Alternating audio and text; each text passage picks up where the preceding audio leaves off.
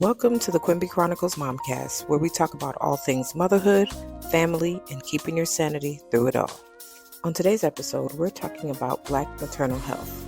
We're using our personal experiences to highlight the need for community awareness and action to address these disparities and ensure safe and equitable maternal care for all women.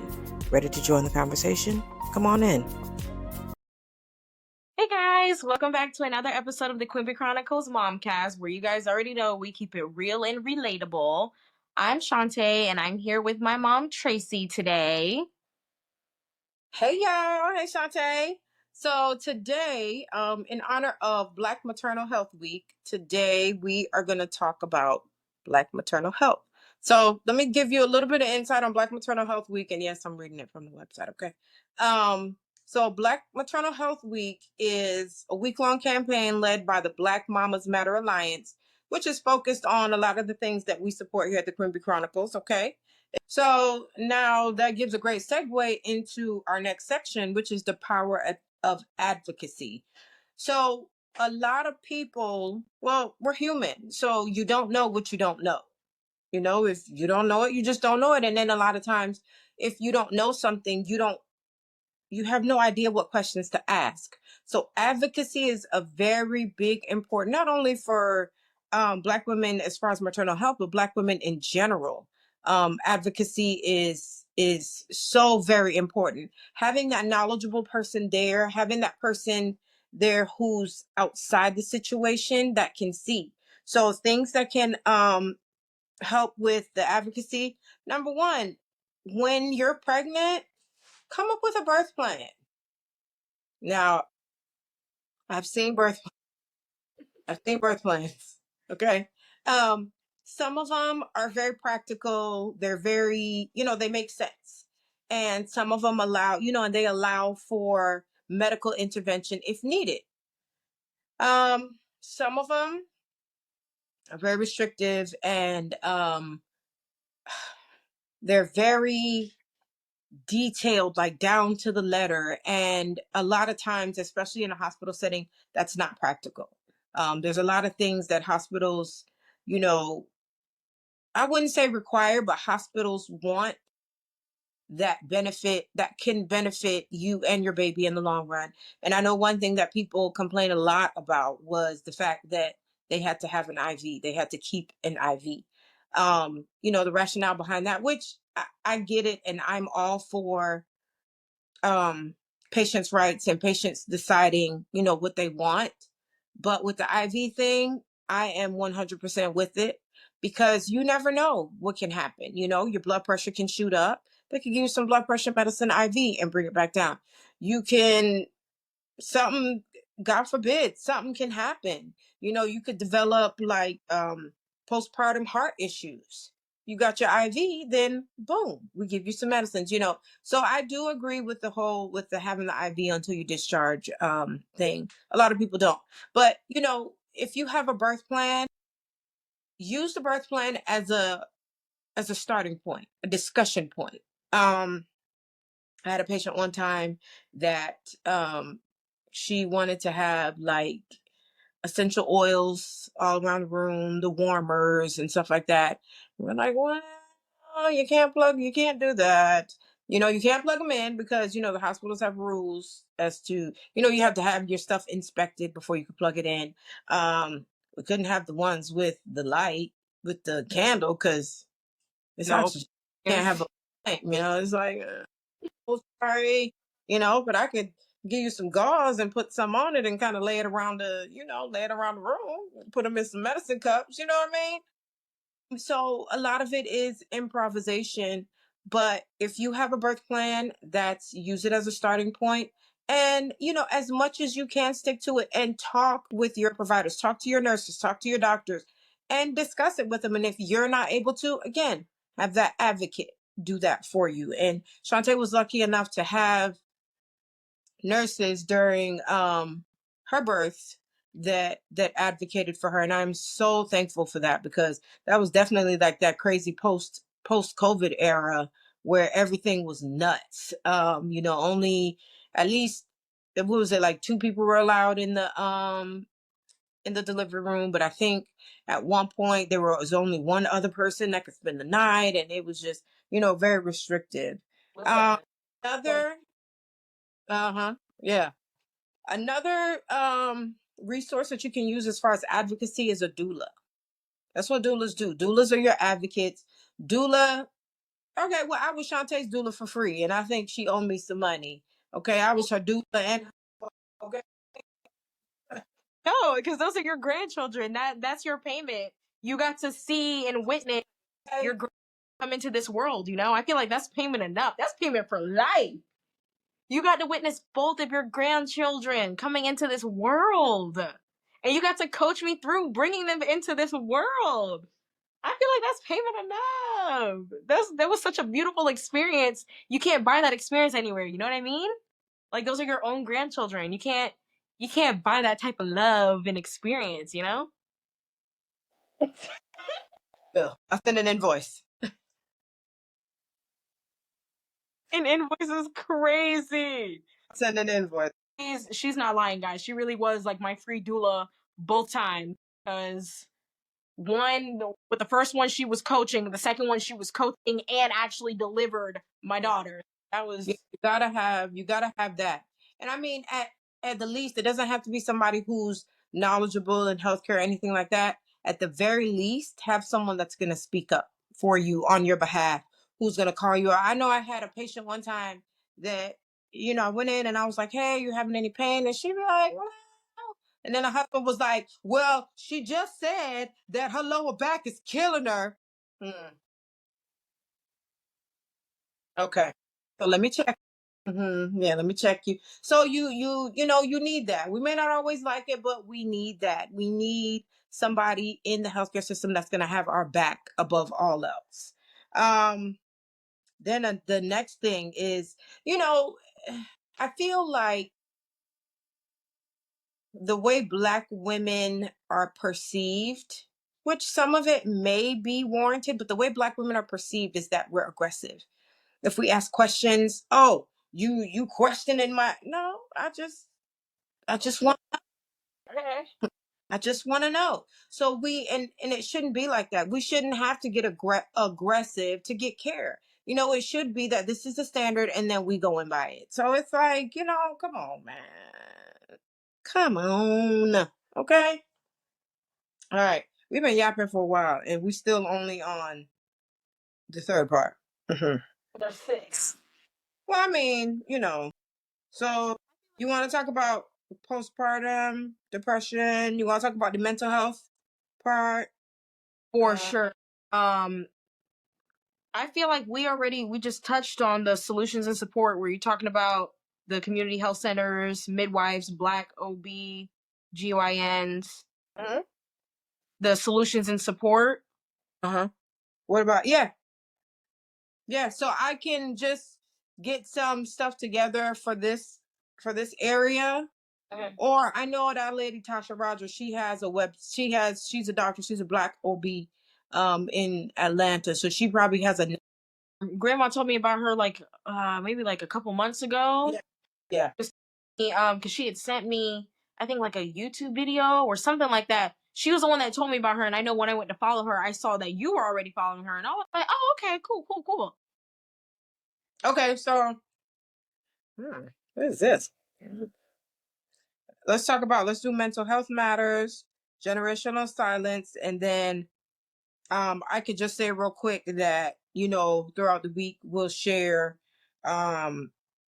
resources about we'll share resources for Black moms. Okay, so I'm gonna cover all of the mental health, right? Or Yeah, you all the mental health. I'll do we could both do the generational silence and shame.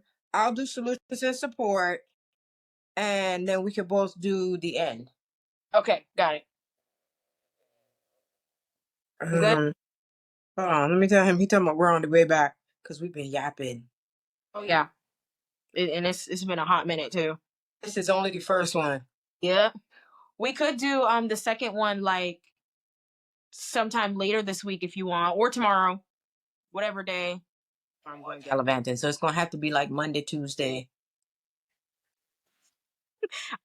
We can do Tuesday because I didn't tell you, but I actually made a couple mom friends that live on base, and I'm gonna Right. meet them on Monday. So I don't know what time we're gonna be back. So I'll just say Tuesday to be safe I like because I Tuesday. go to Kohl's and we just wanted to like walk around stores and stuff. Yeah. He also likes window shopping. And I was like, oh yeah, I love walking around looking at stuff, girl. Sign me up. Because I made two mom friends. One has a daughter Luca's age, and one has a daughter Selena's age. So yeah, getting myself out there. Good. I was so proud of myself, and Danny was like, you know what? Love that for you. And I was like, right. Because I've been meaning to do this since we got here, and I'm just now doing it. So when you're Great. ready. Hold on. Let me tap my boot back. That's who you're going gallivanting with? That's who you're going gallivanting with? Uh, Thomas Allen and his. Uh-uh. Not the first time. So not the first. I told him I'll be right back. I said I'm gonna go do this podcast. So he talking about okay, talking about be great. Be great. And I said yeah, cause why not? Why is heart so big? Jeez. Oh. Yep. Okay. You All hear right. me? Yeah. Oh, okay. It was just talking about iPhone microphone connected, and I was making sure Is because that you? you remember last time. Yeah. Yeah. You remember last time it was messing up. All right. So let's do it. Mental health matters. Okay. Are we still tying in like personal stuff, or You can just a short personal something. yeah? I'll just bring up my Britney Spears moment again because they did after. Yeah, be like if y'all saw whatever, and then be like, yeah, we'll link the video here about your Britney Spears. I don't even think I ever I don't even remember ever telling you they had like some sort of counselor come and talk to me before they discharged us with Luca based on my survey that I turned in. I was like, oh. Yeah, Because yeah, because they always have you do a screen. Yeah, I think they said it flags at like 5 out of 13 or something like that, and I was at an 8, and I was like, oh. yeah. Well, I was like, well, I don't think I'm gonna hurt myself or my baby if that accounts for anything. I don't feel violent. The thing is too, they don't. Well, let's start, and then we can talk about it. Okay. You could talk about that part too. Be like, oh, if you go back and look at, I can't even remember what episode it is, and then I'll post it. When I do the video, I'll put a link to that video. Okay, so should I just mention if you saw our past video? Anxiety. I think so. The anxiety video. Okay, so I'll say if you guys Episode about anxiety or yeah. mom. Yeah. Okay, If got it. if not, watch it at the link below. Mm-hmm. It'll be right here in the description bar. Oh. Okay. I'm ready. Okay. Okay, guys, now we are going to talk about how our mental health matters also. And you guys know I touched on this a little bit in our Dealing with Anxiety as Moms podcast video, which if you were not able to catch that, it will be linked below so you can go ahead and watch it. But I remember when I had to do, if you're a mom that's giving birth, in the hospital that they give you like before you're discharged, or really, I did it probably like as soon as I got into the recovery room, they gave me one of the surveys and, they have you, rate how you're feeling and, just answer the different questions on there. And I remember a nurse coming back to talk to me after about an hour after she came and collected mine. She was like, well, we're going to have someone come in here and talk to you before you're discharged because she's like, our system just automatically flags it if it hits at least a 5. And I had an 8. And it was like out of, I think, 13 different questions or something like that. So it was some sort of counselor. It was a specific counselor. I want to say like something to do with like postpartum counseling or something along those lines. It's like I said, that was almost 4 years ago. It's a little fuzzy. So Right. I just know it was some sort of counselor that came and was talking to me and, asking me how I felt. And I had to like run down the whole thing for them, like the whole labor process. They had me just pretty much talk about a bunch of different things. And they were like, well, we have like support groups if you feel like that's something you'd be interested in and things like that. And, asking me different questions and having me give answers to specific scenarios that they were asking before I was even able to be discharged. And obviously, I get why they do it because, things like that, when it comes to mental health and postpartum, things can sneak up on you. But personally, I feel like it didn't sneak up on me. I just kind of shoved it down instead of, finding a proper way to deal with it. So it kind of spiraled into like this little whirlwind situation where I was super irritable all the time. I didn't want to be bothered with anything. I wasn't motivated for anything. It just got really bad for my mental, which that's on me because I should have dealt with it a healthy way instead of just trying to shove it down, which I've always tended to do that. And I know once again, on me, I'm taking accountability. I'm awful about until like the past like year or so, I've been really awful about, being in touch with my feelings and how I feel and finding out things that I need to do to help me. So we're better now. It only took about 4 years. It only, Bro, okay, we clocked it. I made it there. Is as they say, better late than never. But mental health is really important. And I remember I saw a post actually, I think either earlier today or yesterday, where a mom posted because I'm in like some sort of mom group, like I'm in a boy mom one and a girl mom one because obviously I have a son and a daughter.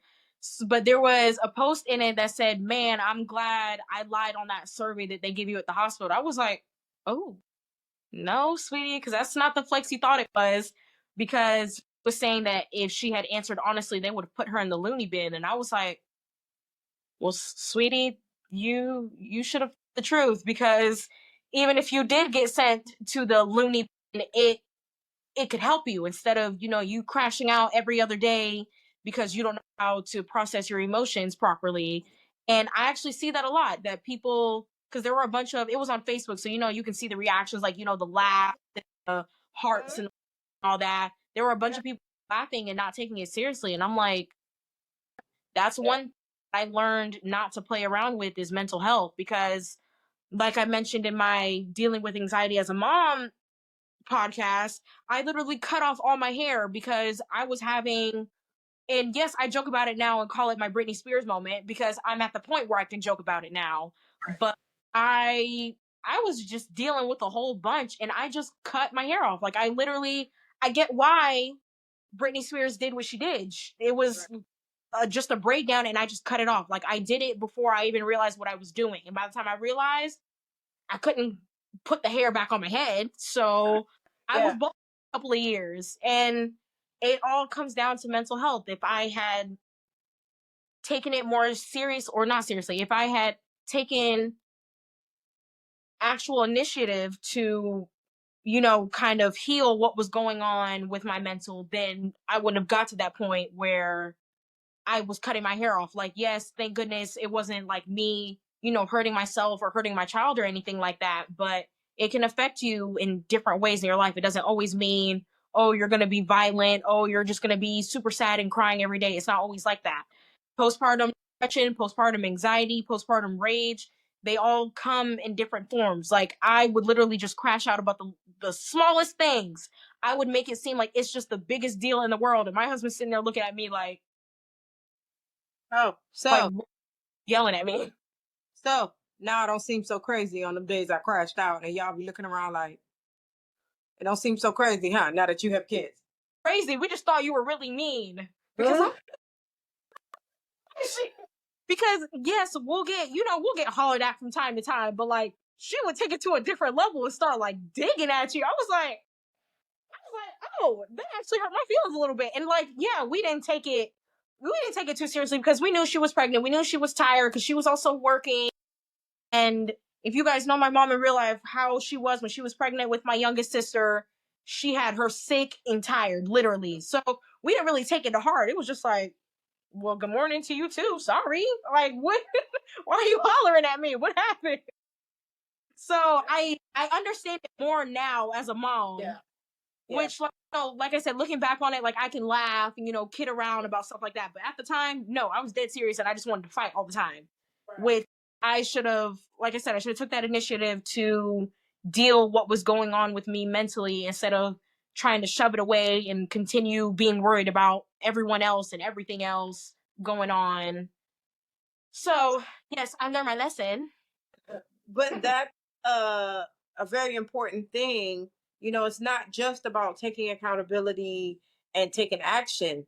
It's about even recognizing that it's going on. And a lot of people don't even recognize. And I know for me, a lot of times I don't realize that I'm in a funk until it's been like a couple of weeks. And I look back like, what is going on? So, that's a big thing. And I think what plays into that is generational silence and shame. Because, growing up, my mom and we didn't talk about sex. We didn't talk about childbirth. We didn't talk about losing a baby.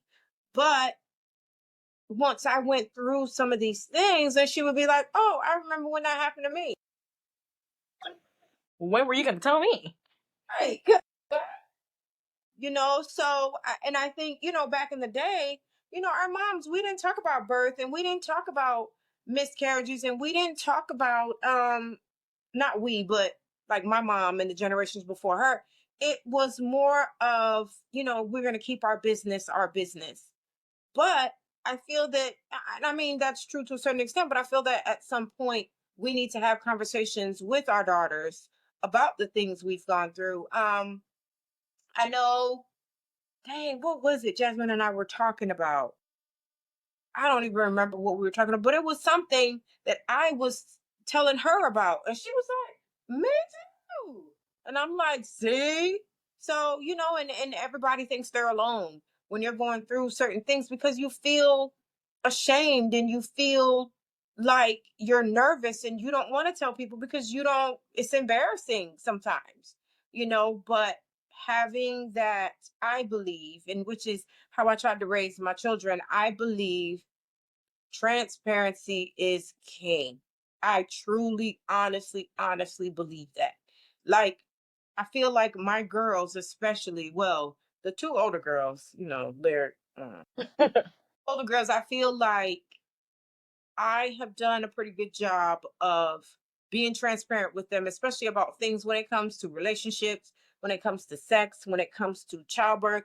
And, like I always would tell my children, you have questions about sex? Come ask me, because I probably had more sex than you and your friends combined. You want to talk about children, childbirth? Come talk to me, because I definitely have more children than you and your friends combined. So that's the thing. It's about, for us as the older generation, it's about being transparent and being open and being welcoming. When it comes to talking about these uncomfortable things, and I don't care about talking about these uncomfortable things, honey. We're gonna talk about it. We're gonna nervous laugh. We're gonna sweat, but we're gonna talk about it because at the end of the day, there's not very much that we go through as women, as Black women, as Black moms. There's not very much that we go through that there's not somebody else who has already been through it or who is going through it now. So I'm a firm believer in transparency, which is a big part of why we started this channel.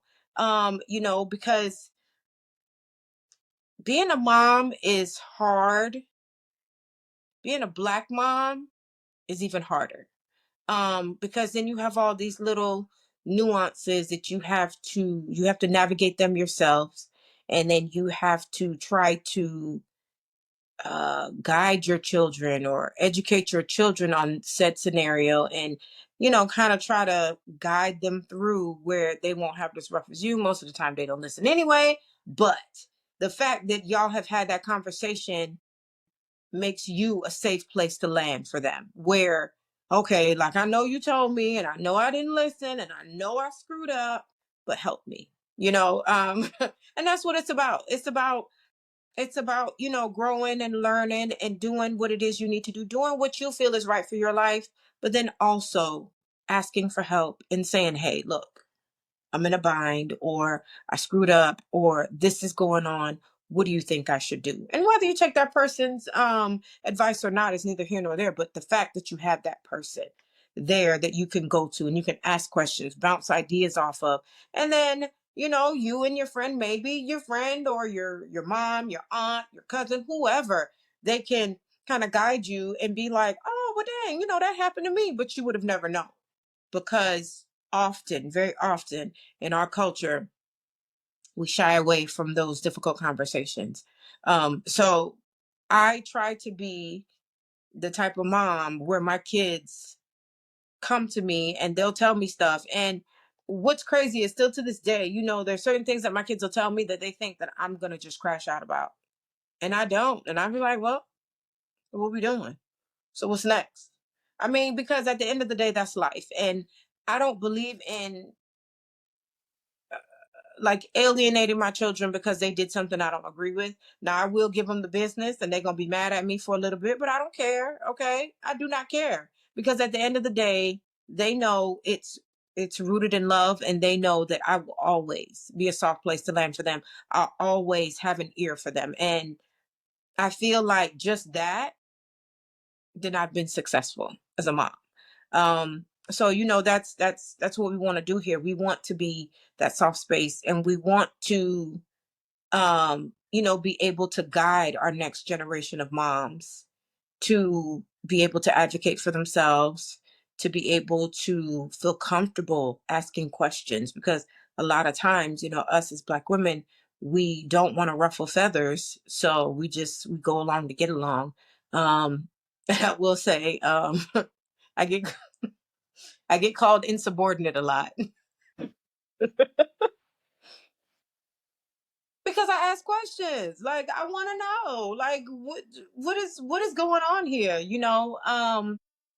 but to teach our young women that ask questions, even when people are rolling their eyes at you, or even when people are being like, oh my God, you know ask the questions, because if it's something that you want to know, don't let anyone else deter you, because 9 times out of 10 they don't know either, and they'll benefit from the answer that you get from asking the question that they didn't want you to ask.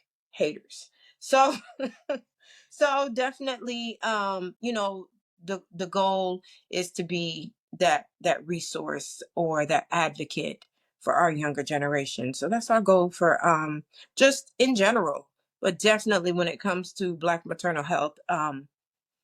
Like Shantae said, the numbers are crazy. It's staggering, the difference, the despair, and that's what a disparity is. It's the difference in care, all things being equal, except whatever it is, except it could be race, it could be socioeconomic status, it could be your location, where you live.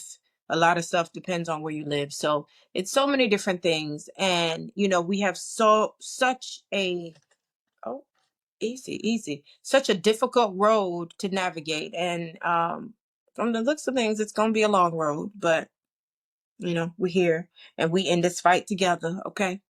But if you take nothing else away from this conversation, just take away that get you an advocate. So if you're somebody who's quiet and a little timid in situations, get you a rowdy friend like me, okay? Because one of my best friends she's not timid, but she's very laid back, very quiet. She lets a lot of stuff slide. My other best friend, not so much, but But my best friend who's, I'm the rowdy one. I'll be like, well, wait a minute, hold on. Because short story. So when I first met my best friend, the one that's quiet, it was on the postpartum unit. She was already working there and I was orienting. And I had a nurse who made me stay. First of all, it pisses me off that as a night shift nurse, I have to do day shift everywhere I go when I first start. That pisses me off to no end. But I'm on my last day shift orientation, and this nurse, she's like, well, I don't like how you wrote your notes. Well, I don't care that you don't like how I write my notes. Is everything that's required in there? Well, yeah, but I would have said it like this. I said, but that's the difference. You would have said it like that because that's you. I'm me. So I'm going to say it how I said. As long as everything that needs to be in there is in there, I'm not redoing it. And she was like, oh, well, you're not leaving until you redo it. And at this point, I have been a nurse for like 10 years. So, yeah, baby, you got the wrong one. So I was fussing. I was fussing and I showed out. So then the next shift that I worked, she was like, oh, why don't you come sit here? So we started talking and stuff like that. She was like, yeah, when I saw you giving the other nurse the business, I was like, oh, I like her. So then her name is Marquita, but it's spelled phonetically. It's like Marquita. So me, I saw it and I'm like, okay, Marquita. But the Caucasian nurses were calling her Marquita. The Black nurses called her Marquita. The Caucasian nurses and the other nurses called her Marquita. So I'm like, but she never said anything to me. She never corrected me and she never corrected them. So it annoyed me. And I asked her one day, I was like, hey, Marquita. She was like, it's Marquita. I know, they call me Marquita. The devil is a lie. So if I call her Marquita, I'd be like, it's Marquita. And she would just laugh. But that's the type of energy you need. Somebody who is gonna be there for you no matter what. Because I mean, whether or not it's a big deal to her, it's a big deal. Because that's your name. That's your identifier. Like that is who you are. Everybody gonna be walking around here calling you Marquita. Child, get the hell on. So yeah. So you need you need somebody who's gonna advocate for you. You need somebody who's gonna be transparent with you no matter what. And um that is definitely my goal for my daughters, for my granddaughter. Well, apostrophe S, because maybe I have more grandchildren. I don't know. I do have four kids. So, but yeah, that's definitely the goal. That's definitely the goal. So, yeah, it's just it's crazy. It's a big, big, big conversation to be had, and I feel like we've been yapping all this time, and there's just not enough time. So we're gonna move we're gonna move it. So throughout this week, we're definitely gonna share some resources. And a lot of them probably will be online resources only because I don't know where everybody is. And people don't even know for real where I live, like the name of the town, you know what I mean? So it'll definitely be some online resources for different maternal health organizations. Definitely the practice that Shantae used she had for her delivery was it women's care? Women's care, yes. Women's care. They're awesome, honey. Dr. Champion and what's the other doctor's name? Rotundo. Dr. Rotunda. What if you in the Tampa area?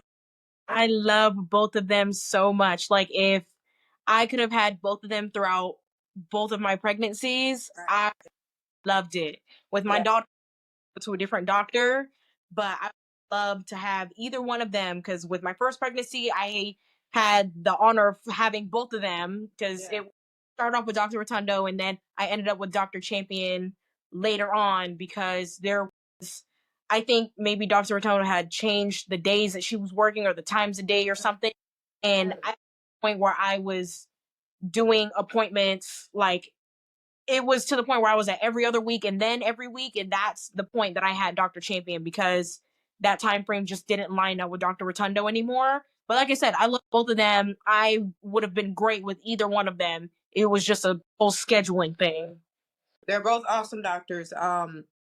Being somebody who's taking care of their patients, and I know Dr. Champion for sure. I had a patient of hers, and she just needed one thing before she went home.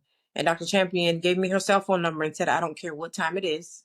If it's 2 o'clock in the morning and this happens, call me."